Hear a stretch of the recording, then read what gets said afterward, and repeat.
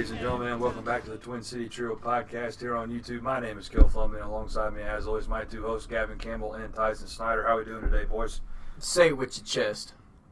All right. Yeah, I'll second that. Yeah. I feel good about you. I'm all right. We got a little bit of everything on the rundown today. The whole NFL debacle we had, Gavin and I had last week, we're going to briefly touch on it. That's about it. We're going to run through some games that also happened on Wild Card Weekend, preview some games for tomorrow and Sunday. Well, actually just Sunday now, right? Is there any tomorrow? I don't think so. There is 2 games tomorrow, right. 2 games on Sunday. Saturday football is back. We might touch a little bit on the national championship. Clemson taking down Alabama. That was a pretty big deal. Anytime Alabama loses, I'm all about it. I hate Nick Saban. Touch on the Illini game last night on taking on Michigan here at home at the State Farm Center. Who knows where we're going to end up. Assembly Hall, but that's okay. So who knows where we're going to end up today. But first, let's talk about Wild Card Weekend from last week. We did not have an episode on Tuesday, as Gavin and I were pretty heartbroken. Let's just get it out of the way now. The Chicago Bears lost on a heartbreaking field goal that Cody Parkey missed, supposedly got tipped. No supposed. NFL changed it in the stat book to a tipped kick, so they changed it to blocked. The whole thing was that Gavin and I were talking before you got here. If you watch the slow-mo video of it, you can barely see. He got a finger on it. It doesn't change directions. It doesn't change anything. But it looks like he touched it, but nothing affected the ball. The only thing except afterwards, it took kind of a sideways-ish spin, but the rotation was still the same. It was still top end over bottom, but it went sideways instead of straight. So I don't know. It was weird. But it was a tough loss to a great season. We got to sit back and reflect on that. Gavin, I think we both had the Bears going 6-10 this year, or maybe I had them at 6-10. I remember I picked him at 6-10. Gavin had him 1 game better at the beginning of the year, 7-9. He picked him just out of the double-digit losses. So out of all, still a great season. It's still turned around. Glad for the Bears. Be back next year. We're going to win the Super Bowl. That's all I got to say. Run the football. We'll see what happens. But moving on from that, running the football, Cowboys took down the Seahawks, who were a favorite to win that game from most of what I was hearing on ESPN and NFL.com and whatnot. But the Cowboys ended up pulling that one out 24-22 in a close one. Glad to see that. It's the first playoff win I've ever seen in my lifetime for my favorite team. So it was a good Saturday for me. So really I had no complaints, but we saw Zeke, like I said, run the football, had 169 yards total, nice. 130 on the ground, 30-something in the air. Yeah, double nice. But yeah, I question the Seahawks coaching in this one a little bit. It's Pete Carroll. What do you expect? They stuck with the run. I got to give them that, but I think they stuck with it for just a hair too long when they were airing the Cowboys out on them 50-yard tosses. But the Cowboys came out with a win, taking on the Rams. I think they got a good shot in that one. But we'll touch on that here in a little bit. Cowboys blew the cover. I just want that to be known. Yep. Can't be a great team if they can't cover. Great teams win. Well, good teams win. Great teams cover. So, yeah, the Cowboys, they won. They beat the Seahawks. Great game. I watched that with Tyson. Gavin, you called the Colts before we even got into divisional weekend. They took down the Texans 21-7. No problem. That Colts defense, Darius Leonard, and that secondary that's full of guys I've never heard of, in all honesty. They played really well. Andrew Luck looked like Andrew Luck. T.Y. Hilton wearing the clown mask, the old buddy. Who was it that called him a clown? Jonathan Joseph. Yeah, walked in there. He's like, T.Y. said, I don't even know why they interviewed him. He proved why. So T.Y. had a good game. I'm glad for the Colts. They're my team now. I'm riding them pretty hard. Tyson, I'm also pulling for Dallas, but I just kind of like Andrew Luck. We're all Cowboys fans now. That's okay. Accept it. And then last game, Wild Card Weekend, the Chargers beat the Ravens 23-17 in Baltimore. Lamar Jackson did a little too late. I thought Flacco was going to come in and get the redemption shot. He never got the chance because Lamar Jackson actually played pretty well. Well, there's one thing about that game that I want to touch on, and that was Old Man Rivers. Well, there's the fact that Phillip Rivers played like Phillip Rivers played all regular season, which was great to see if you're a Chargers fan, which I know there's not too many of those right now. But hey, it's still time to jump on the bandwagon, come out and support your team if you're in that area. But getting back to the game, Lamar Jackson had 3 turnovers in that first half. And I know Coach Harbaugh had a difficult decision to make at halftime. So do I bring in my seasoned veteran who I sat the last half of the season, or do I let my rookie try to bring us back? And I know a lot of people were calling for Joe Flacco, but I honestly think he made the right call here. Because this is your quarterback moving forward. We all know Joe Flacco was going to, get the boot after the end of this season, and I was just really glad they kept in the rookie quarterback, try to build on that confidence, say, hey, man, we're going to stick with you. And you saw what happened. They almost came back and won the game. So that was the biggest takeaway for me. If you're Baltimore, you got your star quarterback moving forward. I mean, the guy's, only 21, 22 years old. 21. So no, he's 19, Lamar Jackson. That's right. He's That's right. Quarterback to ever start a game and playoff game. So there you go. Now we got him moving forward, and I just think that this is great for the Ravens because they already have a stout defense. We know that they were statistically the best defense in the NFL, although I still think that's Chicago. Bias included there, obviously.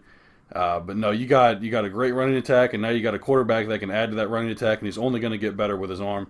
You see a lot of Michael Vick with this guy. Obviously not Mike, because Vic did things that I still have yet to see on do with their body. Absolutely, that I still have yet to see on a football field. But I just want Ravens fans to know you shouldn't be disappointed or discouraged by this football team. They're going to be great moving forward, especially in that division where you got the Bungles. The Browns are always a dysfunctional team, even though they have a star quarterback themselves in Baker Mayfield. And the Steelers look to be falling apart with the whole Antonio Brown, Le'Veon Bell situation. They're done. Baltimore's looking great. The Steelers are the Kardashians of the NFL. Basically. That is what that is. With the Lev Bell, that all started there. Now AB not showing up for practice, playing in that game, last game of the season. Tomlin's got to be out the door at this point, doesn't he? I mean, he can. This is absolutely insane. My thing with Mike Tomlin is I thought he should have been done a long time ago. That's what I'm saying. I've never liked the guy. Yeah, and it's only because he's a player's coach, don't get me wrong, and up until this point he's done nothing but handle egos and emotions and all that other stuff. But when you let your players get too out of control, it's hard to rein them back in. And I think you need a guy that can be stern enough to be respected, but also keep, civility in the locker room. Yeah. So I don't think they're going to get rid of him, although he should be gone now. He should have been gone probably 4 years ago. Yeah. So it's going to be interesting with that football club over the summer, and where Le'Veon Bell is going to go and what they do with Antonio Brown. Back to the Ravens game real quick, Gavin. I just want to say you're absolutely right that Coach John Harbaugh made the right call leaving Lamar Jackson in. The start of the season, the Ravens started 4-5 with Joe Flacco. To end that season, they went on a miraculous run. They ended the season on a 5-1 win streak or 6-1 win streak with Lamar Jackson. Their whole season turnaround when Lamar Jackson came in at quarterback. Joe Flacco's first playoff game ever, he was like 3 of 11 for 14 yards or something like that. And we saw that very similarly with Lamar Jackson through the first 3 quarters. He was like 4 of 17 for like 30 yards and two picks or 2 turnovers. And it wasn't looking very good. And but we saw with that confidence, with the team behind him, that whole team believes in Lamar Jackson. We saw him turn around in the fourth quarter, 2 touchdown passes, 238 yards or something like that. John Harbaugh absolutely made the right call for that, leaving Lamar Jackson, and I think that kid's got a bright future ahead of him, and that fourth quarter is just a small touch of what we're going to see for years to come. Moving on to the divisional round, tomorrow, Saturday, January 12th, which we are supposed to get like 9 inches of snow tomorrow, so just be prepared for that. The Colts are taking on the Chiefs at 3:30 tomorrow afternoon in Arrowhead. So not only do the Colts have the hottest team in the NFL right now, in my opinion, I think everybody's opinion, they're going to have to go into Arrowhead against Patrick Mahomes, the Cheetah, and Tyreek Hill, and not only that, Arrowhead. That place is just loud. Mm-hmm. So the veterans like T.Y. Hilton have to come up and tell these guys, it's just another game that they got to win. It's going to be loud. You just got to block all that out. So what are your guys' predictions for the Colts and the Chiefs? I got the Colts taking this game, and I know that's probably against a lot of popular opinions, but let's not forget we're going against Andy Reid here, who has a history of losing in the divisional round. And let's also not forget this team is without Kareem Hunt, which I think is going to be a big X factor in this game coming out of the backfield. I know they got Tyreek Hill, and he's obviously going to do his thing in this game, along with Patrick Mahomes, probably MVP this season. But I don't know. There's just something about this Colts magic, a little Andrew Luck, a little T.Y. Hilton, a little Colts defense, especially Darius Leonard should have made the Pro Bowl. How do you make first team all NFL, and then you don't make the Pro Bowl. I'm very, very It's confused. beyond me. I don't know. It's because he's a The rookie. NFC I can see with Luke Kuechly and Bobby Wagner. I'm still a little miffed that Leighton Vander Esch didn't make it over those two in the NFC. But the AFC, who did he have to beat? I couldn't even tell you who the AFC linebackers are. I think it was Von Miller and somebody else, and I don't know who the other one was. Yeah, I genuinely don't. I just don't understand how he didn't make it. Dude was insane all year. Absolutely. And at almost 20 tackles above anybody else. It's a popularity contest. That's what the Pro Bowl's turned into. Yep. And especially when you judge people off their Pro Bowl appearances in the Hall of Fame, it's ridiculous that this guy didn't get in. Especially him and his teammate Quentin Nelson. Quentin Nelson got in. First time since 1965, two teammates have done that. Yeah. Especially our Two two rookie rookie teammates. teammates. Yeah, so it just doesn't make any sense to me. But I'm taking Indianapolis in this game. I think they're hot, and you got to ride the hot hand here. Believe me, Arrowhead is one of the toughest places to win a game, let alone a playoff game. But I still got to take the Andy Reid factor into consideration, and not to mention that Chiefs defense is still atrocious. I like the addition of Eric Berry coming back, and he looks good. I just don't think it's going to be enough. Like I said last week, Frank Reich has a team that believes him. And that's very, very hard to do, to get 53 men to believe you and want to follow you somewhere and go try and win a game. And he has that whole team believing. Andrew Luck is playing outstanding this year. He's the hottest quarterback minus Patrick Mahomes. The Colts defense has looked incredible. Their offensive line has hardly let Andrew Luck get touched in about 18 weeks. So like there's just not really a whole lot they can do wrong. The Chiefs defense is awful. I think Andrew Luck has a good chance to torch them for 400 yards and a few scores. And really the one factor that could help the Chiefs win a game is if the defensive front could get to Andrew Luck, but the Colts offensive line has been so good that it's just hard. That being said, I believe in Andy Reid. I think he's one of the greatest regular season coaches of all time.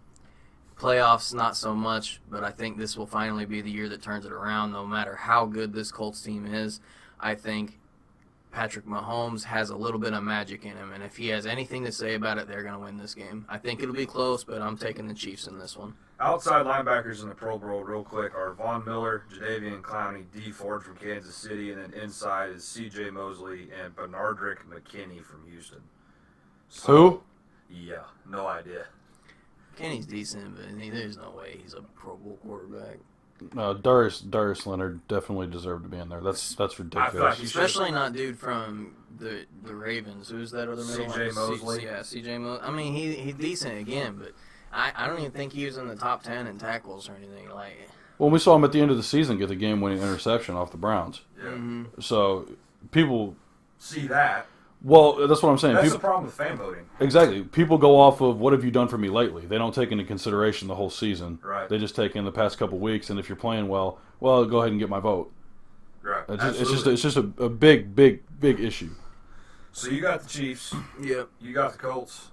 I'm taking the Colts just for the fact that they're local, and I like Andrew Luck, and I like Quentin Nelson being the 6th overall draft pick, just out there pancaking dudes. And don't get me wrong. Let me just say this real quick. I love Mitch. I would not have been mad if the Bears would have taken Quentin Nelson 2nd overall. He's that good. Quentin Nelson is going to change the way how teams draft, in my opinion. Now, honestly, if you Well, look at it. and There was questions that the Giants should have took Quentin Nelson 2nd over Saquon. Seriously. That was a question that came up in the draft this year. And people probably lost their minds over that. Just comparison. But when you look at what Quentin Nelson has done for that Indianapolis He's a Pro offensive Bowl line and an all-time first-team All-Pro. in his rookie That says season, something as a rookie. And Absolutely. he's keeping Andrew Luck from having to get another shoulder surgery. Yeah. I think that's the most important. and we can see now if you give Andrew Luck at least 4 seconds to throw that football, he is one of the most dangerous quarterbacks in this league. So let's move on to the Chargers-Patriots. We're going to go kind of out of order here. This is on Sunday. Chargers-Pats, that will be at 12:05 here in America. I'm taking Old Man Rivers. I'm tired of seeing Tom Brady and Bill Belichick win, although funny statistic, Nick Saban and Bill Belichick do not win in the same years. It has always been one or the other. And as we saw, Nick Saban lost this year, so is Bill Belichick going to do it this Don't year? you put that evil on me, Rick. Gav? Well, the thing is with that is that I would believe you if this was years past, but I mean the Patriots, as an overall roster, they're old. Their coach is old. Their players are old. I mean, Josh McDaniels is probably the youngest guy on that squad, and he's 40 now. So, I'm a man. I'm 40. We all remember that interview. Anyway, obviously not Josh McDaniels. I was just trying to make a reference. But no, I'm taking the Chargers in this game. I don't think Tom Brady has enough help, and I know that it's Tom Brady, and I would like to see him lose more than anybody. But this is honestly an unbiased pick. I just think the Chargers are hot right now. They beat the best defense in football. I think there's no reason why they can't go to Foxborough. And don't get me wrong, it's going to be cold. It's going to be freezing, but I think that they'll get enough. They'll have enough to get the job done, and it's going to be a tight one. But New England's 4-point favorites. Yeah, I got the Chargers on top. Tyson? Yeah, like I said, there's so many good things about this Charger team, just like there's so many good things about the Colts team going right now.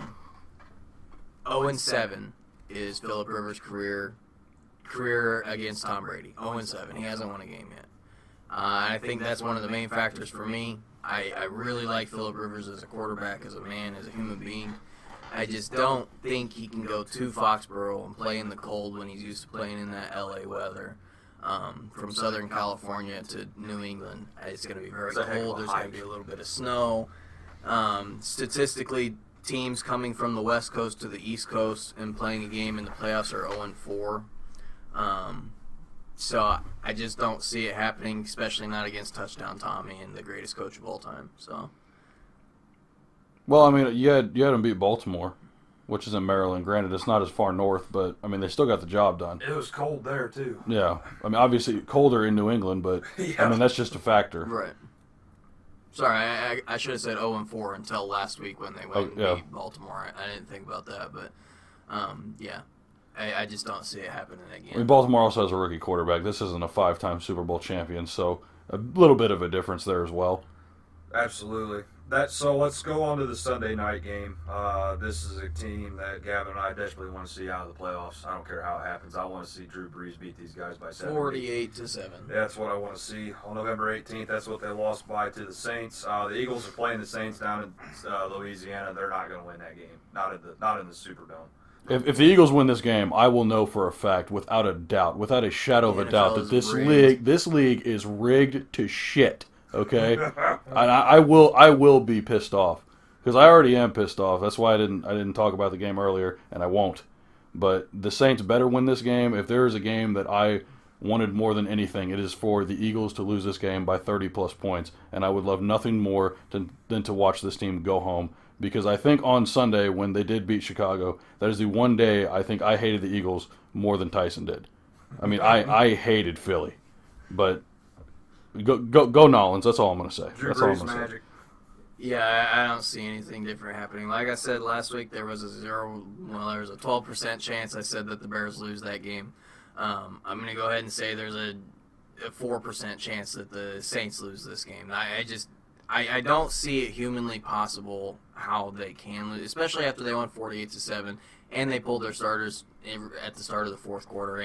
I don't know, and they've had 2 weeks of rest, 3 weeks for some of the starters. They had a slow end to the season, but they still have the number 1 seed overall. The Saints team is insane with Drew Brees, arguably one of the greatest of all times. Sean Payton, one of the greatest minds of all times in this game. In New Orleans with those fans, desperate for a win. They haven't seen a postseason win in some time. So I just don't know how Nick Foles can do anything down there. If he does, I'm going to be shocked.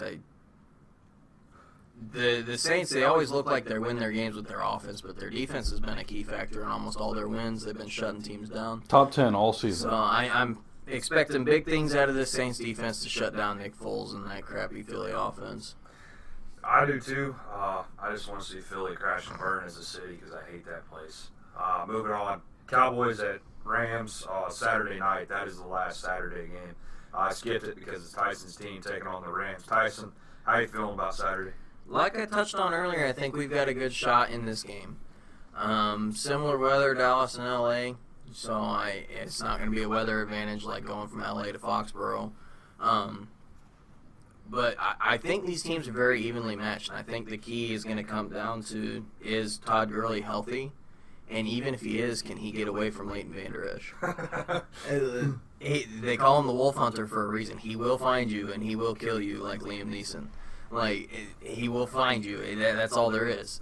He knows where you're at. He can drop back. He can cover, and he can still run sideline to sideline and beat you there and get you down. Like, so can Gurley outplay Leighton Vander Esch? We will see. But the key in this game to me is how much time can the Cowboys offense eat up, handing Zeke that football, letting him run with it. Yep. It's about taking possessions away from the Rams offense and not letting them have that opportunity to beat us. So the offensive run game for me is very important in this, and with Zeke back there running, I don't see why that would be an issue. And then the defense. If the defense can show up for even half a game, we stand a really good shot. Well, there's an interesting statistic with the Rams defense in that their run defense led up the most yards per carry to all running backs in the NFL this past regular season. 6.7 yards, yeah, like that. And Zeke averaged the most yards per attempt Right. with a minimum of 100 carries this season. So that's a pretty good equation if you're the Cowboys. Zeke was averaging like 4.8 a carry, and the Rams are letting up 6.7 a carry, the most and the most. Yeah, so you're asking for a bad thing. Stats are telling me Zeke should average between 5 and 5.5 yards per carry or Easy. per touch this game. And not to mention that the Coliseum, the Rams fans haven't really shown out for them this season. And the Cowboys fans travel very well. They're everywhere. They're like Cubs fans. I would almost expect this to be 50-50, if not 60-40 in favor of Dallas, just for the crowd. I know that's hard to believe, but, I mean, if you go back and check the tape, I mean, the Coliseum's empty. I mean, it is empty, and it's been like that all season despite how good the Rams are. And 13-3 team. Yeah. That's insane. It's crazy. And what's also standing out to me is that the ESPN Power Index is giving the Rams a 79% chance to win this game. I think that's got to be inflated by the Seahawks' late run last week. Do not believe that whatsoever. If anything, it's probably closer to 50-50.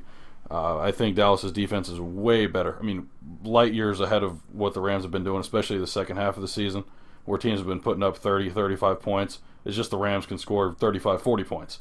So if Dallas can hold Los Angeles under, I think, probably 21, 24 points, I think they got a really good shot to win this game. Absolutely. Coming into the playoffs, the professional pickers had Dallas ranked at the 11th of 12 teams, right above the Eagles, behind the Seahawks. And they had like a 42% chance or 44% chance to beat the Seahawks. And they did. Then now that we're into 8 teams, they're the 7th ranked team, just above the Eagles. Still behind the Colts, still behind the Chargers, still behind everyone else that just squeaked past last week. And they have a 18% chance, whatever you just said, to win this game. So I don't take that into mind at all. I think that's ridiculous, just like you said. ESPN's just kind of blowing this up. But, yeah, I don't see this being an issue. Here's the thing is Jared Goff, it's going to come down to him, I think, because I think Dak will do his thing just like he did against Seattle, if not improve. You got Zeke, obviously, and then Todd Gurley's going to do his thing as well as long as he is 100% healthy. He's got to deal with a Dutchman, but I think that he'll still be able to get his share. It's going to come down to Jared Goff. And if we go back to the past few weeks, I mean, we look at him in the Philly game. He had some nice plays, but he had some really bad plays. And then we go back about 3 or 4 weeks earlier when they played Chicago. That was the worst game I've ever seen Jared Goff play in his entire career. And the Cowboys defense, I find a lot of similarities, minus the Eddie Jackson factor, obviously. Right. But very similar to Chicago defense. And the Cowboys, I believe, have the better linebacking core. They're probably the best one in the league. And don't get me wrong, I love Trevathan. I love Roquan Smith, but there's something about Jalen Smith and Vander Esch that is just, I mean, they make it work. I mean, it's like Brian Urlacher and Lance Briggs in 2012. I mean, it just works. It's going to be a great game. It's going to be a great game. Probably the one I'm looking forward to the most. Other than nightcap. Yeah, absolutely. So I'm just looking forward to it. I'm really looking forward to this game. Well, and I think the other main factor, which you touched on a little bit, is that Rams defense. They're not great, but they have arguably the best defender in the league this year in Aaron Donald, with 20.5 sacks, more quarterback pressures than I can count on my fingers and toes. Aaron Donald is an absolute manimal, half man, half animal. Shout out Coach Graham. But the guy's nuts, but the best way to take out the best defender in the league, those interior defensive linemen, is to run it straight at him. They can't defend against that. Now, we know Aaron Donald can defend against the run, but it's very easily counterable with a double team, with a trap block, with a lot of different things. You can completely just irrelevate Aaron Donald. I don't know if that's a word, but I'm going with it. You can make Aaron Donald irrelevant by running at him, and that's what the Cowboys have done best all season, feed Zeke. So. Well, and let's not forget, the Cowboys have arguably the best tackle in football in Tyron Smith. Yep. And he will be protecting Dak's backside, and I don't think he's going to have anything to worry about because he's had his rest this season. He sat out a few games. So I think he's looking forward to it, especially after last week didn't give up a sack.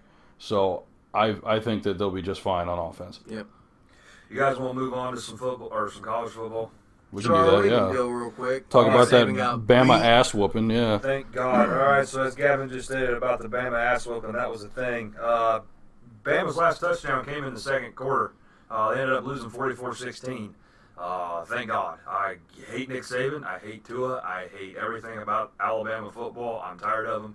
When Nick Saban's made the comment earlier this season, I think it was week 3, about how he doesn't pull 5 stars out of his ass, that is absolutely false because look at his bench, look at his roster. That is all that is on it is 5 stars, if you look at it. Well, there's that, and you can tell that this was one of the worst games Saban has ever coached in his life. I It's feel like statistically the worst game he's ever coached in his career. that fake field goal that he drew up, or that he called, what was it? He had his head up somewhere, I can tell you that. I don't know what that was, but I'm going to go ahead and shout out Trevor Lawrence and Dabo Sweeney. Them two guys to watch together are extremely fun. I think Clemson's going to have a little bit of a reign this season, or this upcoming for a little while. Yes, and I also want to shout out number 8. I can't remember his name for Clemson, but the he's receiver. Justin Ross. Yeah, Justin Ross, that's it. Yes, that guy, I tell you what. Did you see that one-handed catch? Yes. I texted you guys when it happened, but I didn't know if you were actually watching it. I was watching it. It was nuts. Yeah. I had the highlight. You know, they update the highlights on the app on your phone. Mm-hmm. I was watching it on that. I had to watch it at least 4 times over because I couldn't believe it. But insane. I have to give a shout out to that guy because Alabama recruited him. He was the top receiver in the state of Alabama. Yes. Chose Clemson. Clemson and then destroyed his home team in the national title game. Yeah. That was awesome. Yeah, that's really all there is to say about it. Clemson absolutely showed up, and I hate seeing Clemson win, but it's better than seeing Alabama win. Oh, I'll take a Clemson national championship over an Alabama all win any day. But yeah, it was awesome to watch. My only other favorite thing to watch in that game was Alabama went for it twice on 4th and goal and missed both times, and they got shut down inside the 5-yard line on 2 different drives.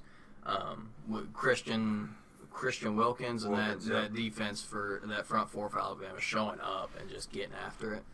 So it was awesome just to see Alabama struggle. Real quick, Tua in that game, because everybody talks about Tua Tagovailoa. You know, He's not a pro quarterback. Bring in Jalen Hurts. That's what I tweeted out. I was like, when are we going to get to see Jalen Hurts again? Tua was 22 for 34, 295 yards, 8.7 average, 2 touchdowns, 2 picks with a QBR. Are you guys ready for this? 21.5. Yeah, he's not a pro quarterback. Move over to Trevor Lawrence. He was 20 for 32, 347 yards, 10.8 average, 3 touchdowns, 0 picks, QBR of 92.8. That guy was a pro quarterback in high school. He looks like Sunshine from Remember the Titans. Yes, he does, and it's fantastic. Sunshine. he needs to go. He needs to go now. I mean, if I don't know whatever the rule is, they need to throw that out the door. He needs to go now because Arizona needs to draft this guy number 1 overall and fix their franchise. I'm glad you just said that because piss on Josh Rosen. I watched an interview with Cliff Kingsbury, who should have never got fired from Texas Tech, in my opinion. Yesterday, I believe it was. I don't know when the interview actually happened, but it did come out yesterday saying that he would draft Kyler Murray number 1. Just let that marinate real quick. Yeah, because there was some correlation between him and Kyler Murray in high school. Yeah, high school. Yeah, I think he was his coach in high school or something like that, or he recruited him in high school. Seems like everyone has a connection nowadays with somebody, and you know what? If there is, that's great. If he wants to play, Nagy's mom used to make Todd Bowles peanut butter and jelly sandwiches. Yeah, we thought that might entice him to go away from Tampa Bay, come up to Chicago. Make you more PB&Js. Come here. Yeah, like right now. I'll call her right now. Come on, Todd. But no, it just, man. First of all, going back to Texas Tech, they had one of the best offenses in college football. I can't believe they fired. Exactly, I can't believe they fired him. I cannot believe they fired him for that. But the fact that Arizona had the insight to actually give this guy a shot with a quarterback that is struggling, I I don't know. I like giving him a shot, but I don't think Josh Rosen and him are going to get along very well. And I see Kyler Murray and him getting along. And they have maybe 1 year left of Larry Fitzgerald, and that you do not want to waste that. You want to try to be able to push for, at least 8-8. Don't let Larry go out like that for his last season. Everybody's looking for the next Sean McVay. Of course. And I think Cliff Kingsbury might be the only thing closest to Sean McVay, honestly. That anybody out of any of the hires for head coaches in the last week and a half, I seriously think Kingsbury's the closest. Now, is he as good as Sean McVay? We don't know because we haven't seen him in the NFL yet. Well, here's the thing: is how do we know how good Sean McVay is? If he loses this playoff game, there's a lot. He's got a lot riding on that playoff game against Dallas. Exactly, because everyone's talking. More than people think. Everyone's talking about they didn't knock him for his 11-5 season last year and lose him to the defending Super Bowl champions and the Falcons. Yep. Fair enough. If you go 13-3, you are by far the best team in your division, possibly the best team in the NFC besides New Orleans. And you go out in the divisional round, there needs to be questions asked in the boardroom. Against a 10-6 Cowboys team that started 3-5 that shouldn't have made playoffs in the first place. Exactly. At home. At home. The Rams cannot lose this game. They cannot lose this game. I don't know how else to say it. They can't physically. Sean McVay cannot lose this game. That's it. I think the rest of the Rams will be okay, but Sean McVay, that'll raise a lot of questions about him. Is he really what everybody thinks he is? Well, and now that is the question, you can see now why they signed all these 1- and 2-year deals with these quote-unquote star players on defense. Is they needed to go all in for this year. Yep. Because if he didn't get it, then he's going to be on the seat for the following season. Because if he doesn't win in his third year, he has to get the can. I mean, I don't care how good he is. You can't lose in the playoffs for 3 straight years and then expect to just, we'll get there eventually. The Rams are not going to have a better team than they have right now for probably the next 2 or 3 seasons. Right, I agree. They won't. I agree. So it's got to be now. So everybody's looking for the next Sean McVay. Adam Geis is going to the Jets. That's going to be kind of interesting to watch. Colin Cowherd has got a big. He likes Adam Geis and Sam Darnold.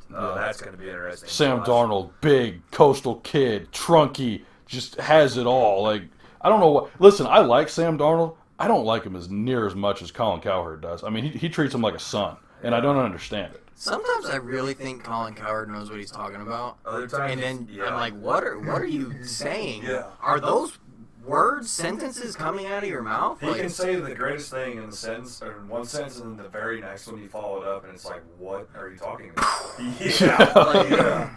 The fact that he thinks Adam Gase is going to do anything different with Sam Darnold than he did with Ryan Tannehill besides destroy his career, I don't know. I don't see it. I think Ryan Tannehill destroyed his career. Yeah, okay. But I don't think Adam Gase did anything to help reverse that. No. Keep in mind, this is the same guy who the best quarterback he's ever coached is Jay Cutler. Let's throw that out there, okay? And yes, Jay Cutler is better than Ryan Tannehill, okay? Does Ryan Tannehill have a playoff win? I don't think so.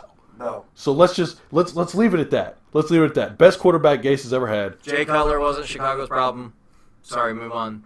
Jay Cutler was a big part of the problem. I'll put it that way. He wasn't the problem. He was a problem. And his attitude sure as hell was a problem. Yes. But, we'll just leave it at that because you're right and we don't have time to get into that. Correct. But let's go ahead and move on. Line basketball. We're moving into basketball now, boys. Illini. Whew, talk about you. I'm glad you said that. It took on number 2 Michigan, who now improved to 16-0 with a 10-point win, 79-69. Number 1 Michigan, I think you meant to say. No, they did get bumped to number 1. No, they're still number 2. Okay, I was making sure. Factually, okay, yeah. So you had me surprised because that doesn't surprise me because they ain't lost yet and they're in the Big Ten play now. Well, that and the media actually came off of the Duke bandwagon. Really? I don't believe that. No, that'll never happen. They need to come off of that Duke bandwagon because they ain't seen these guys play. Obviously, they're missing something. About to get smacked in the puss if they play Michigan. So. Yeah, I don't think Duke is going to be able to keep up with Michigan. I really don't. Yeah, they got a great roster, but Michigan is all around. Listen, I know they do, but when Duke's 3 stars want to play,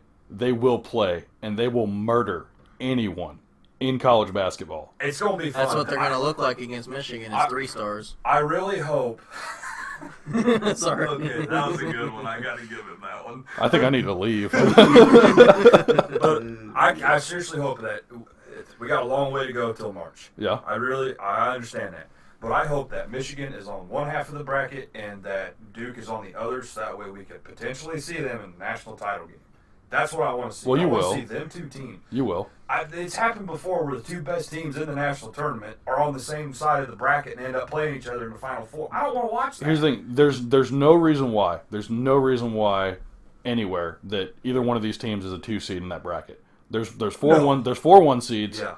Okay, and if they know they're the best 2 teams, they will put them on opposite sides. I feel like the only 2 teams that have a 1 seed locked as of right now are obviously Michigan and Duke. Those are the only 2 teams that are going to have a 1 seed locked. Maybe Gonzaga, maybe Virginia, maybe Kansas sneaks one in there. Kentucky's not going to get a 1 seed. I don't see any way how Kansas can get one anymore. I don't see how Virginia's going to get one either. They're going to lose to somebody in there somewhere they shouldn't. Let's get back to the game last night.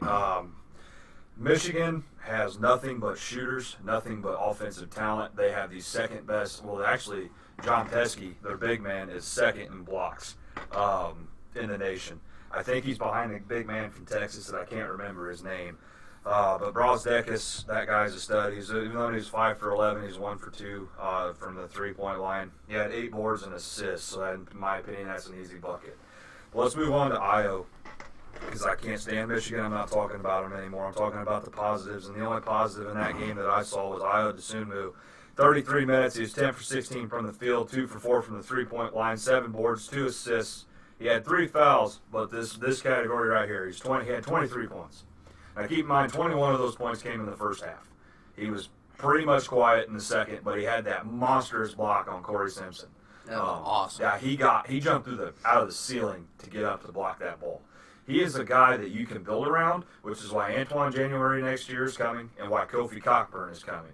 So you're going to have Antoine January, Alan Griffin, who needs to play more, Tevion Jones needs to play more, Io DeSunmu as your 2, Trent Frazier as your 1, Kofi coming off the bench, Georgie if he can get it figured out, and possibly, I don't see who else gets playing time besides DeMonte as a 7th man. I really don't, because there's too much talent right there I just named off that is going to need the playing time, who's going to help Illinois win games. But that game last night, there's a lot of positives in it. Well, I was just going to say, in college, you don't really need that deep of a rotation. No, you really don't. I mean, you're only playing 40 minutes, and you're playing 20-minute halves. So I think that you got a 7-man rotation. You should be solid. Yeah. I mean, I wouldn't go more than 8 if you have someone else in mind that you wanted to give a couple minutes to. But you're absolutely right. Fleece, that's what I'm missing. Yeah, but if we got seven guys, I mean, even you could sit any one of those guys if you have the 7, because Felice coming off the bench, you're right, is just fantastic. I love Felice. It's fantastic. I love him coming off of the bench because he makes things happen. Is he a starter? When Trent's down, he's a starter. When Trent or Io are down, he's a starter. I still wouldn't start him just because when he's with that second unit, he plays that much better. You know what he does that our guards can't seem to figure out? He drives to the rim, and when there's nothing there, he passes the ball. He kicks it out to who? Frazier or Io, who's shooting lights out from 3 right now, or dishes it off to Georgie for an easy bucket in the paint. I don't know why they can't figure that out, but nobody can stop it. He's the best. You can't stop that. He's the best floor general on the team. Yes. And there's a reason why he comes off the second unit is because the first unit already has shooters, and when he comes off the second unit, there's guys still out there that can shoot the ball, and he is the one getting them that ball because the other 2 can drive just as well, if not better, than he can, and he just seems to have an eye for it. And there's some guys that just play better off the bench, and he seems to be one of those guys. Yeah, absolutely. Georgie, you guys know this. He had 15 last night. I'm not a big Georgie guy. I haven't been since he came here. We said we didn't even think he was going to get a starting spot. None of us really liked him very much. I want to see Sam McCain in there. I'm not saying I dislike him. I just personally don't think he plays with his head. It's not like his elevator's going all the way to the top when he's on the court. He makes a lot of stupid mistakes, which Gavin, I understand he's a freshman. I know that. But he makes a lot of mental mistakes that cannot be fixed, which is going to lose you Big Ten games to schools like the number 2 Michigan. Now, was I expecting to go in there and beat them? Probably not. Actually, the game turned out a lot better than what I thought it was going to, in all honesty. Michigan's been winning by an average of about 17 points. So to lose by 10 is not bad. But I'm going to tell you where we lost this game again. I touched on it after the last Illini game. We shot 29 of 61, 47.5%. Could be better, could be a lot worse. Yep. Michigan shot 28 of 62, 45%. So we made more shots on less shots than Michigan did. We shot better from three-point land, 7 of 18, 39%. They were 5 of 19 for 26%. So we shot much better than them, and we made more three-point shots than they did. This, again, is where we lost. We were 4 of 7 from the free throw line.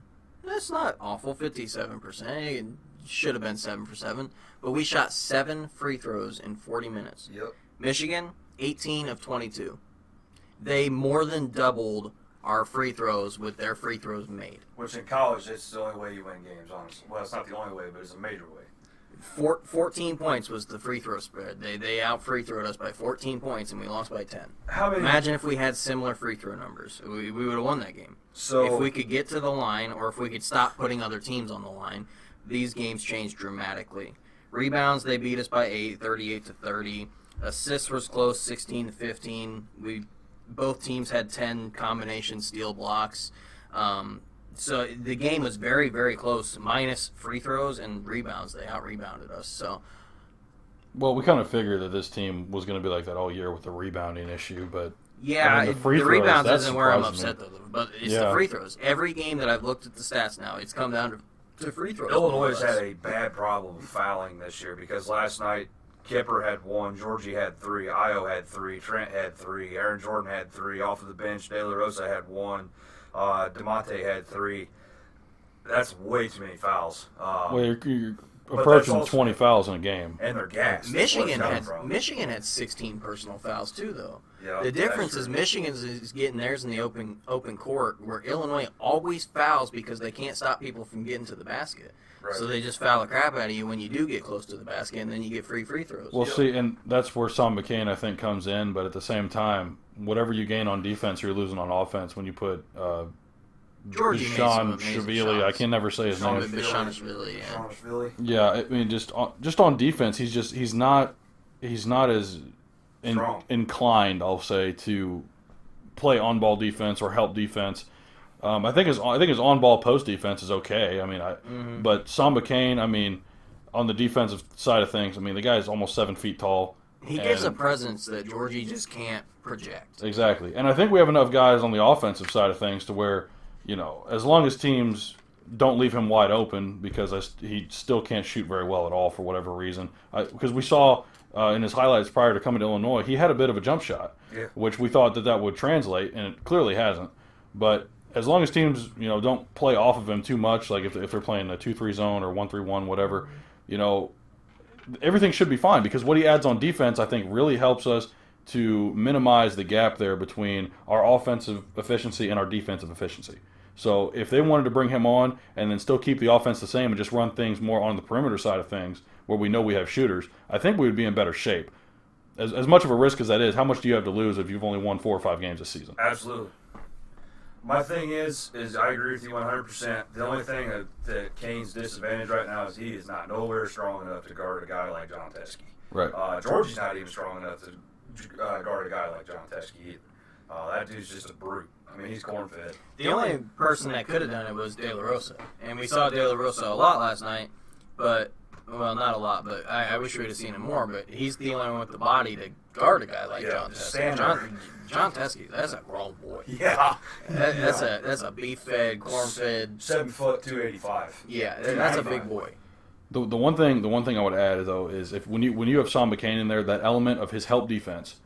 I mean, this is a guy that has the reach of NBA players at the college level. Yep. So that help defense, whenever someone's going up for a layup or a dunk, I mean, there's always a possibility that he could get that block shot or alter the shot enough to where they miss. Now, I think if you had someone in there such as like Aaron Jordan, who's a pretty solid defender, or maybe someone as tall as Kipper Nichols, and Kipper is a guy, like we talked about, he's on and off when he wants to play. Sweet 3 to start the game. Yeah. I didn't see him the rest. He was cold. Right. But I'm saying on the defensive side of things, if he was on a big man, we know that he can disrupt them a little bit. Obviously not stop them, but he can make them go a different way. He's strong enough to. Yeah. Exactly. And if Sam McCain is on the help, I think that is going to, deter offensive players from actually getting to the rim. Last thing I'm going to end on this on the Illini game.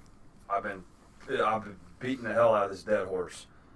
If Trent Frazier ain't going to make shots, we ain't going to win games. It's just as simple as that. Because look at Io. He had 23 points last night. He needed help bad, and Frazier wasn't there to help him.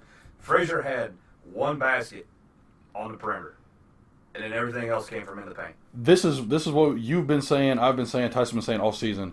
These guys do not play at the same time. And I'm referring to Io, and I'm talking about Trent. Last night was the first night they played together consistently for the first time all season. But Yes. Trent still didn't put up the numbers we needed. No. He had 13 points. Trent was there to feed Io at that point. Right. But that's what I'm saying. Like you said, Desumu had 23 points in that game. Trent had It'd 10. be nice if they could feed each other. If we go back to the Missouri game where Trent was approaching 30, Yeah. Io had, I think, 3 or 2 points. Yeah. 3. So it's like, can we get these guys to consistently score like I 17 don't and need 18 someone apiece? to score 30. Yeah, if we could You be know. around 20 apiece for both of them, that'd be great. So honestly, what I'm seeing is it's honestly like they're too afraid to get in each other's way. That's exactly what it Look is. at That comes with time. That'll come with time. Because Trent doesn't want to step on Io's toes because he's hot. Io doesn't want to step on Trent's toes because it's his team when he's hot. They both just work together, score 15 or 20 apiece, like you guys just said. They'll win games. They ain't gonna be able to stop that backcourt. That's gonna be hard to beat because you got Io that can effectively get to the rim, and if he's closed, you can kick it to Frazier on the 3-point line. He's gonna splash it. That's one of the best tandems in the Big Ten, honestly. Well, the future's bright. I can Future's say that bright. much because when you got a junior and sophomore coming in next year that have played a year together, you're looking really good. This summer they really need to put in some work together if they can. Yeah, To a little improve Chris that Paul, confidence. James Harden action. Yeah. I think we need some of that. Speaking of that, let's move on to some NBA, Gav. Unless you guys got something else you want to talk about. Nah, it's all right. I would like to talk about that Spurs Thunder game, that double overtime that we had. How about the That was- score at half? Was it 73-60? Yeah, something like that, and then it blew out of the water. I think it was like 154 to 147. In a game. That was God. it was. I watched the first That's half like and then I fell asleep. that's like the All-Pro game or whatever. The All-Star game, All-Star yeah. game. Yeah, Where's it was defense at? non-existent, I guess. Well, it was there in the first half for a little bit, and then they just decided, we don't want to play anymore. I watched the first half of that game, and it was a decent game to watch. Yeah, I don't know. I just, man, you get crazy games like this in the middle of the NBA season, and then it's nothing like it should be when come playoff time because you won't see a team put up 150 points in the playoffs, but except maybe if you're Golden State because DeMarcus Cousins is rumored to come back later in January. Yeah, 18th. so that'll be really interesting to see how the chemistry of that team holds up. If DeMarcus Cousins and Draymond Green can even play on the court at the same time. How Kevin Durant adjusts to his touches because they know Cousins is going to have to get his hands on the ball at least a little bit. We know Steph is okay with it. Clay doesn't seem to mind, but how is KD going to adjust to that? Yeah. Because he's already not having the ball in his hands for a lot of the time because of the other shooters and obviously Draymond, and now he's got to deal with DeMarcus. So that'll be something to watch out for. Other than that, I mean, we can talk about the Milwaukee Bucks taking down the Rockets despite Harden's 42 points a couple days ago. You can't stop Giannis. That dude cannot be stopped. A career high 21 rebounds in that game. 21 rebounds. I'm glad you said that because I want to talk about the All-Star voting. Sure, yeah. Do that. Have you looked into it? This is the one from last night. I think I saw the first returns. I haven't taken a look at the second ones This yet. is the second returns. Okay, let's hear it. Okay. This will be my first time seeing We'll this. start in the West. Sure. Number 1, LeBron James. Number 2, Luka Doncic. Number 3, Paul George. 4, Kevin Durant. 5, Anthony Davis. 6, Steven Adams. 7, Nikola Jokic. 8, Kyle Kuzma. 9, Draymond Green. 10, DeMarcus Cousins. How is DeMarcus Cousins in the top 10 and he hasn't played a Popularity damn vote. game? Popular. He hasn't Yeah, played what? a damn He hasn't game. played anything. You go to the guards in the West. Number 1, obviously, Steph Curry. Number 2, D. Rose. That baffles me as well. I 3, love it. Love it. I don't mind it, but that baffles me how James Harden's The third. fact that you don't love it means you hate it, and now I hate you. All right, that's fine. Number 4, Russell Westbrook. 5, Klay Thompson. 6, Dame Lillard. 7, DeMar. 8, Lonzo. 9, Devin Booker. And rounding out the guards in the West is number 10, Chris Paul. I'm sorry, Lonzo Ball is 8th. Yep. Over What kind Devin of Booker. blasphemy is that? Over Devin Booker. That is unfreaking real. You're going to tell me that Lonzo Ball is the 8th best guard in the Western Conference? You are out of your mind. That's how I feel about Derrick Rose being number 2. I love Derrick Yeah. Rose. That's how I feel about that. Here's the thing is, the only reason I did that and the only reason Tyson did that and thousands of other NBA fans, probably hundreds of thousands of NBA fans, have voted for Derrick Rose is because of the season he's having off the bench, averaging like 18 points, or was it 16 points or something like that? 16, yeah. And the fact that this guy has bounced back from 3 severe knee injuries on top of all the other little nicks and stuff. I know he's had an orbital fracture, he's had an ankle problem. and just having that MVP season in 2010, and then right after that having the injuries in 2012 and 2013, and then getting shipped off to New York for his career to die, and then going to Minnesota and reviving his career as a sixth man and just working so hard. He has earned this. I understand he's not playing like an all-star. He's playing like a sixth man, but he has earned this. Maybe sixth man of the year, I can understand. Exactly. Let's move on to the East. Let's get your opinion on that, unless you're not done in the West. No, we're good. Other than that, I don't really see a problem with it. I mean, Luka Doncic at 2, right behind LeBron. I mean, let's keep in mind here, the guy's averaging almost 20 points a game, 6 rebounds, or maybe 6 assists, 5 rebounds, or reverse it. I mean, those are all-star numbers from anybody else. The only reason this is surprising is because he's a rookie, but he did this at Real Madrid in the EuroLeague, and this shouldn't come as a surprise to anyone. I said number 1 overall pick back in before he was drafted. Number 1 overall pick should have been. Number one. Jeez. This is the NBA All-Star voting in the East. The second returns. Number 1 in the front court, Giannis. No surprise. Number 2, Gavin's boy Kawhi Leonard. 3, Joel Embiid. 4, Jason Tatum. I don't think he's up high enough. 5, Jimmy Butler. 6, Blake Griffin, who doesn't belong on there. 7, Vince Carter. 8, Gordon Hayward, who doesn't belong on there. 9, Pascal Siakam. I like that. 10, Al Horford. I don't mind that either. I can't believe Pascal's on the top 10 because I don't think he's playing like a top 10 forward. And well, he might be top 10. I take that back for what he's doing this season. What's really surprising to me is that Jason Tatum is 4th after the start the Celtics had. Do you think he should be higher or lower? I think he should be a little bit lower, and that's only because of, like I said, how the Celtics started. If he would have carried over from what he did last year and he was averaging, 20 points and, 7 rebounds, a couple assists, I'd say, okay, yeah, he's a top 3 or 4 guy. But that's the thing that, attests to what have you done for me lately. We see the Celtics on a 5-game win streak here. They see Jason Tatum's playing well. He's going to go ahead and get the votes. The fact that the Celtics started off with a losing record for the first 4 or 5 weeks of the season, that doesn't tell me that it's like Gordon Hayward and Al Horford are thrown in there as well. That shows me that they're not, all-star caliber as of that whole season taken into consideration. But at the moment, yes. Right. Yes, he's probably playing like one. I'm going to counter your point about Tatum. When they only won 10 of 15 when they first started, I believe is what it was, maybe 12 of 15. I'm going to say that Jason Tatum was probably the main reason why they won that many games that they did, because Gordon Hayward carried them for the first couple weeks. Gordon Hayward was absent because obviously he had a lot of things still playing in his head with that ankle. Kyrie was having a problem getting the lid off of the rim. Jason Tatum was honestly him and Jaylen Brown were the big reasons why they won that many games. Well, Jaylen Brown started playing really well after he went to the bench. After they inserted Marcus, which is where he came up from last year, right up until the playoffs. I think towards the end of the season he started starting games. Okay. But when they put Marcus Morris and then Marcus Smart into the lineup, that's when they started to take off, because Marcus Smart and Marcus Morris are guys that defer to other players. Yeah. And not only that, it gets Gordon Hayward more involved, Kyrie more involved, and it also gets Al Horford down low because he's going to be looking for touches now. Everybody's involved, and it's because of those two guys in the offense, not to mention what they do on the defensive side of the ball. So whatever Brad Stevens has been tinkering with this entire season, he's finally figured it out. And Boston's going to come back. I wouldn't be surprised if they finish with a top 2 or 3 seed in the East. They're back. They're definitely back. Let's move on to guards. No, go ahead. When we're done with the All-Star, I had something I wanted to say, but number 1, obviously, no question, Kyrie. As of right now, I don't know if that's no question or not, because at the beginning of the season, like I just said, man, he was struggling. But it's what have you done for me lately league. That's what it is. Kyrie Irving, number 1. Number 2, disagree with 100% D Wade. I love D Wade to death, but I don't think he's the number 2. But see, this is the thing: as we feel about Derrick Rose in the West, this is how people on the East Coast and in Florida, that South Bay area, that's how they feel about Dwayne Wade. The guy that's third should be in his spot, and that's Kemba Walker. Absolutely. 4, Ben Simmons. 5, Victor Oladipo.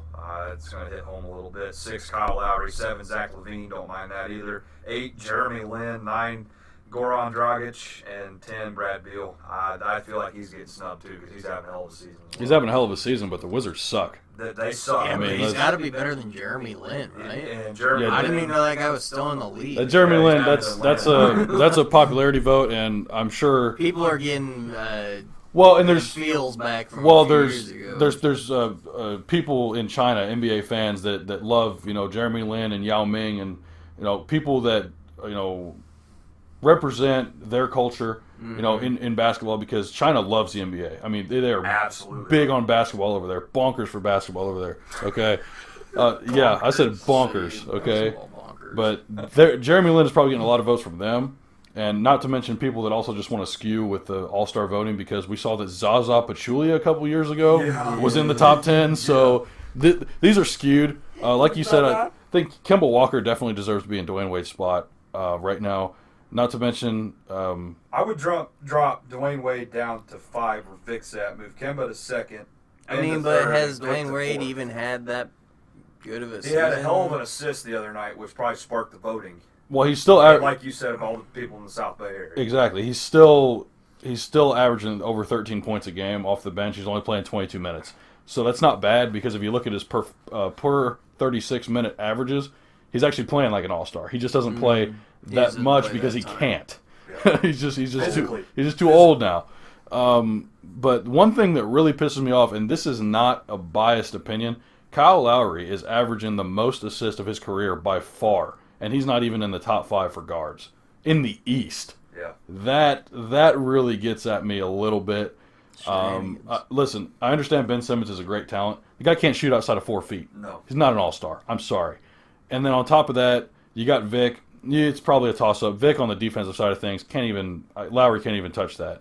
But the playmaking ability of Kyle, I think that puts him in the same boat as Victor Oladipo. Both teams are doing really well this season. They have a similar play style on the offensive end. Yeah, the thing that knocks Kyle is he's missed some games. I think he missed about 3.5 weeks with an injury, but Vic missed 3. Exactly. So they're I said on the same level. So I mean, you take out Dwayne Wade, you take out Ben Simmons. I think those guys should be right behind the other ones wherever you want to place them at 3 and 4. I just strongly feel Kemba Walker needs that too. That's a disgrace. Kemba Walker is the only good thing about that bad Charlotte's team besides Frank Kaminsky, and I can't believe I just said that because I like Wisconsin. Frank the Tank Kaminsky. The Tank is no longer there. I'm trying to think of who else they even have on that team. I mean, I like Nick Batum. He's a good role player. That's all he ever is. I like Malik Monk, but he can shoot. He's really athletic. Michael but Kidd Gilchrist he's on there. Unfortunately, he's got an ugly shot. We don't talk about MKG. But no, no, Michael Kidd Gilchrist. Sorry, Machine Kelly again. Yeah, there you go. Shut up, bro. All right, I'll tell you what. Let's just leave it at I personally think Kemba should get the starting spot over Kyrie just based on how he's played the entire season. Kemba's been consistent all season. Exactly. And he has a 60-point game. Kyrie doesn't even have a 50-point game. Yeah. So let's leave it at that. For the Hornets. It's Kemba and the Misfits on that team right now. Dude, to go back to when Miles Turner had to play for his Indiana career when he thought he was going to get traded for Kemba Walker.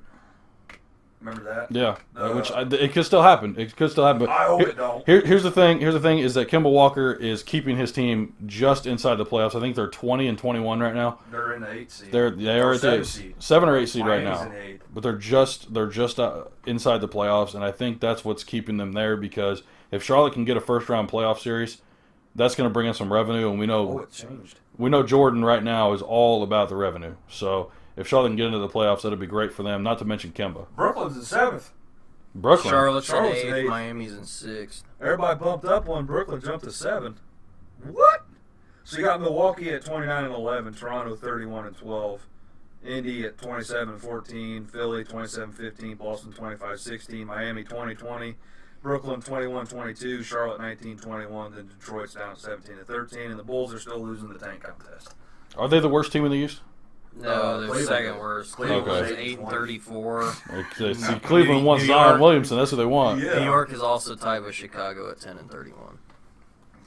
What is Phoenix record? Yeah, Phoenix is 10 and 33. Okay, so they're all kind of tied for that second worst. Well, as of right now, Cleveland's got Zion next LeBron. Well, actually, no. They changed the draft rules, so the bottom 3 teams all have an equal chance to get the number 1 pick. Yep. I think it's all like. Also, the Bulls are still in the tank contest. Correct. Yeah. Yeah. The nice thing about the NBA draft is you don't have to be the bottom team. Everyone gets a percentage to. You just have to be that first pick. The bottom 3 teams have a chance for the number 1. So the Bulls traded away their best option at tank captain, in Cameron Payne. They should have played him a lot more. They should have played him a lot. Well, and then they played him a lot. Well, that's the thing and then they traded away Justin Holiday, who I still thought was a good role player. They shouldn't have got rid of. They got picks out of it. They got 2 second-round picks. Yeah, second-rounders. But why do you trade Holiday? He's just as good as Levine or Wendell Carter or Lowry. Do you not understand the word tank? He's good. He was one of the best things we had about that team. I was about to say, Get rid of him. So I don't know if he was good. I'm not gonna say he was good as like Lowry or Zach, but he was probably. I'm gonna say he was probably the 3rd or 4th best player on that team. I mean, Chris Dunn's playing really well. I mean, Robin Lopez is still there, but I don't like Lopez at all. I never liked the Lopez brothers to begin with. I like Brooke. I think Brooks is a good player. He's been an all-star. Man, can we talk about Brooke Lopez and him bombing threes for the Bucks right now? Yeah. Holy crap. Like, that is something to watch. I've never seen a 7-footer pull up from 32 feet and just wet it. Yeah. Joel Embiid does it, though, too. Not near at the percentage Lopez does. Lopez shooting like 33, 34% from 3. I mean, that blows my mind. Joel Embiid's got to shoot threes because Ben Simmons can't. That's a head scratcher there. Well, yeah, you're not wrong. Why is the center but the point guard can't? Yeah. Was it you that sent me the picture a few months ago of the Philly was playing Brooklyn and Ben Simmons was at the top of the key at the 3-point line and everyone else was playing like 10 feet off of him? There was nobody. No, he was at the top of the key and the closest guy next to him was at the free throw line. He was like, "Go ahead." Seriously, and he just had his back turned. He's like, "Yeah, I dared him to shoot the ball out there. He's like, he "Please, just won't do it. Please." There's no way for him to take the lane. That is insane. That is absolutely. I have never seen a guy more afraid to shoot a basketball in my life. Besides Markelle Fultz, and they got both of them. What did you? The only thing I wanted to talk about, and you guys touched on it a little bit. Stephen A. finally came out and said like 2 or 3 days ago. Oh God. Quote: NBA teams should tank for Zion. Took him Get this with long? the program, man. We've been talking about this for weeks. The Bulls have been working on it for weeks. Yeah. I just wanted to say, because I don't like Stephen A. Imagine the Get with the program, man. Everybody's been on top of that forever. The Bulls are second right now in ticket sales, all right? Right behind who? The 76ers, because... Jimmy. Yeah. So the Bulls are second in ticket sales, right behind the Sixers. They get Zion, they're jumping right to number 1. That's just how that's going to be. Still be because Zion's going to singly put BIS, butts and seats. The Bulls have been top 5 in attendance for... Ever. God, 30 years? I mean, it's been a long time. Everyone's still got that Jordan nostalgia. Ever since Jordan won his first title in 91. I mean, they have been there probably even before that, honestly. I mean, you don't come off of it. I mean, once you're a Bulls fan, you're always a Bulls fan because I still watch them. I can't lie. Yeah, I can't not watch the Bulls. I watched them for like 5 or 6 years before, I was heartbroken by Derrick Rose, and I felt so bad that I had to find a new team so I could stop, having this pain in my heart. But I would say the Bulls are the only team I've ever bailed on. Yeah, me too. And I hate to say it, but I have, because until they get new management, until they fire Garpax, I can't be a fan of the team. I can't. Go Timber Sixer Bulls. Amen to that. Well, they just canned Tom. Yeah. Tibbs. Yeah. Canned him. He's gone. I saw that. Who got the job? I have no idea. Fred Hoiberg was in contention were for either the head coach or the GM position. Yeah. One of them, not both of them. If they bring in Fred Hoiberg, that is not going to help them I don't at think all. they did. I don't think it was Fred. But imagine that, though. Tom gets fired, Fred, and then Fred gets fired from Chicago. Place a follows bowl right for over the to Minnesota. Place a bowl for the calf, right? That's what you do. Yikes, man. I mean, what they still got? They still got Derrick Rose, Taj Gibson, Cat. and Luol Deng. Is there any more Bulls players on that roster? No, I think that's it Jimmy's right now. gone. Because Jimmy was gone. So they had 4. They had 4 players from like the 2012 Bulls. Like, what the heck, man? That That's just shows crazy. you how much Jimmy liked Thibodeau. He just didn't like the team. He liked Cat mainly. He didn't like the new guys. He wanted the old Bulls roster. Speaking of Timberwolves, did we see Andrew Wiggins knock out Nerlens Noel on that dunk attempt the other night? He died. That was... I felt real bad, man. Yeah. That was scary. First of all, he got an elbow to the forehead, and then he got a floor to the back of the head. Can you talk about a stroke of bad luck? Nerlens Noel in his career ever since he went to Kentucky and he tore his knee in national. I don't think it might have been the national championship game. He tore his ACL. He's had a string of bad luck ever since. Yeah, And it's been he injury got after drafted, injury. What, 4 or 5 years ago? Yeah, he got drafted 6th overall by New Orleans, and he was traded to Philadelphia. So, And he's just had a string of bad luck. well, and before he got injured, he was He a played top at 2 UConn. pick. He played at UConn, and then he played against Kentucky when he tore his ACL. That's what it was, wasn't it? No, he played at Kentucky. Okay. Yeah, he got Who injured played at Kentucky.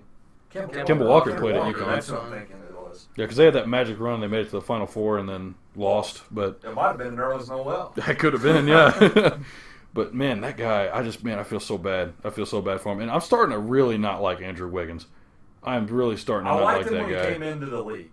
Yeah, but it's his fourth year in the league now. Yeah, and first of all, he's not improving, and then he keeps having these bonehead plays where he keeps hurting people. Because this isn't the first time he's had an altercation with another player, whether it was intentional or not. He stuck his forearm pretty far out there. Yeah. So I don't know what it is. I'm not a fan. I'm not a fan of Wiggins. If he doesn't succeed, it's not going to hurt me any. And the Timberwolves are terrible as it is. So I mean, go ahead and make your $121 million or whatever the hell you're making, but your team sucks. So sorry. What's that mean for Cat? Does he want to stay or is he going to leave? Rumored to go to Chicago. Cat already got paid. Yeah, Right? but Max contract. there ain't no way. Yeah, he got a max deal, but ain't no way he's going to stay with that team, is there? No, there was. I mean, he kind of has to with that contract unless they trade him. But Yeah. I highly doubt they're going to get rid of him. Here's the thing: if the Timberwolves How are long finally was that, fed 4 up, years? 4 years. 4-year 5. extension after this year. So he had to finish this one. The extension starts next year for 4 years. Oh, God. So he's got 4 years. So he's got 5 years, technically. Yeah, well, Yeah. 4.5. Yeah. So he doesn't have the option to leave for 4 years unless the team wants to get rid of him. Well, he could pull a Jimmy Butler and demand a trade. Yeah. Right. That's the only thing he can do. But That'd yeah, be that's funny. about it. That would be hilarious. Yeah. If he did that, I guarantee they trade him to the Sixers. That That's would the be only. even better. That's the only team they would trade him That to. would be I even better. tell you what would be great is if Cat demands a trade and then they trade him to the team that Jimmy came from. You know what I'm saying? So that they push him back to Chicago. That would be I wouldn't complain about that. that'd be hilarious. Here's the thing: is if I'm a Chicago Imagine fan, Cat and Zion. see that's the thing though. Is I wouldn't want Cat on my team. I don't. I understand that he's Not for a teammate. He's a great, perspective. yeah, exactly. He's a For great offense. talent, but as a teammate, man, I do not want him on my team. Brother, have Zion as a rookie with Wendell Carter being a second year and Lowry being a third year at that point. Yeah. Yep. And then you still got Zach LaVine on that Think contract about extension this. too, so you got Yeah. to keep him. That'd be a really There's good a core. chance that the Bulls might be pretty deadly. I'm telling you, Chance. could you imagine the dunks they'd be able to pull off with Williamson and Did you Levine? see Williams' 360 dunk from Yeah. the free throw line the other night? Well, not quite, but yes, I did see that. Oh, that's a big guy That's a big man doing that. Yeah, flying around like a 6'1" point a guard. very big man doing that. I mean, not only when he 360s himself, when he gets to the rim and finishes that dunk, It's I power. feel so bad for that basket. Yeah, it's power. Dude, that thing is coming down. Well, That is a big man. Here's the thing: if that was 20 years ago, he'd be breaking backboards like Shaq was. Oh, yeah. I mean, Oh, yeah. it's man, that's just crazy. He's just got the raw energy and the raw power there. Yeah. One and done, obviously. That's- Man, I wish what it Shaq comes down was to. 20 again. Wasn't it fun watching that guy in Orlando, or even was with the great, Lakers? yeah. I mean, Breaking backboards. don't get me wrong. I do not like the Lakers. I do not That like too. the Lakers at all. But watching Shaq in a Laker jersey was awesome. I don't mind watching the Lakers right now, though, because it's kind of interesting to see what happens. Because, like, Kyle Kuzma, the other 41 night, he popped points. off and dropped 41 against Detroit, because he's from Flint. So, Yeah. well, basically, his hometown team, he dropped 41. He had a hell of a night. Yeah, he did. And that's, like you said, without LeBron, it's really interesting to see how the Lakers respond with really their only superstar player out. And they've actually responded pretty well, because Lonzo's playing well. Like I said, I don't mind Lonzo as a player, just because I hate his dad doesn't mean I hate him. Right. Kyle Kuzma's playing pretty well. JaVale McGee's still blocking shots left and right. They need to trade Brandon Ingram. I do not like Brandon Yeah, I Ingram. don't either. He's lazy. That's the only. Well, that and he really hasn't filled out either, and he can't shoot. All these Kevin Durant comparisons when he was at Duke, they have not come to fruition, and they won't. So that's the thing. Is some of these college kids that you think are going to pan out in the NBA just flop. Which is why they need to stay in college. Which is where I agree with you. If it wasn't for the money aspect, these kids would be a lot better off if they stayed in college. So Romeo Langford's in the Zion. Well, maybe not Zion Williams. No, Zion's ready. Zion was ready last year. Zion Okay, was he's- ready 4 years ago. That Yeah. kid could have been playing at 14 years old. Yeah, he's But guys huge. like Romeo Langford, Brosdegas, them guys got to step up their game. I mean, that's just how it is. And college is the perfect place to do that. It's Yeah. not like there's a lack of talent in college. You won't find a more Once you get to team-orientated your sport. conference schedules. Right. Well, I'm saying as far as the team goes, you won't find a better team-building sport than college basketball. No, absolutely not. I agree with that one. Because when you get to the NBA, it's all about superstars. It's a superstar-driven league. Well, you get to say the same thing technically about the NFL, too. Yes and no. Yeah, right. Yes and no. it's driven by stars, but if you don't have teammates that trust you and you trust them, you will not win. I can't say that because you got a offensive line full of rookies in front of Andrew Luck, and they're protecting him pretty well. He's got a lot of faith in him, so I guess you can't really say that. Exactly. Never mind. Well, unless you're a guy like Russell Wilson that has barely any help at all, and then you kind of just will your team to the playoffs. No, he's got to run for his life, is what it is. That's how it goes. It's a lot better than it was in years past, but man, yeah, that Seahawks team, they can't figure out that, hey, if you get them an offensive line, you might end up with an Andrew Luck situation. Yeah, but I mean, it's not like Russell Wilson's back quarterback. I mean, seriously. Oh, hell no, he's an all pro. One of the best young quarterbacks in the league by far. Because you're gonna have him, Baker, Andrew Luck, Mahomes, Lamar Jackson. I can't believe I'm saying that. Who else spearheading this? Trubisky, Mitch. How's my Dak taste? Dak. Oh God, I'm done. I think that needed to be saved till after. But you know what? We'll just go ahead and leave it at that. I'm out. Yep. All right. If you guys enjoyed what you heard, make sure to hit that red subscribe button down below. Also hit that bell icon next to it so you never miss a beat.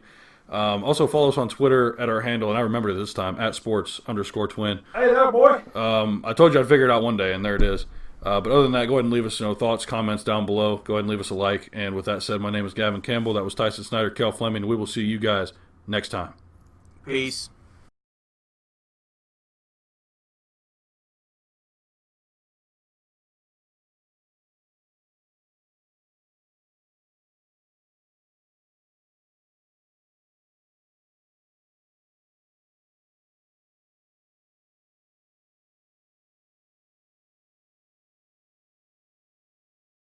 Based upon the view, you can't have too much trouble. So why can't we do it? Everybody's doing it.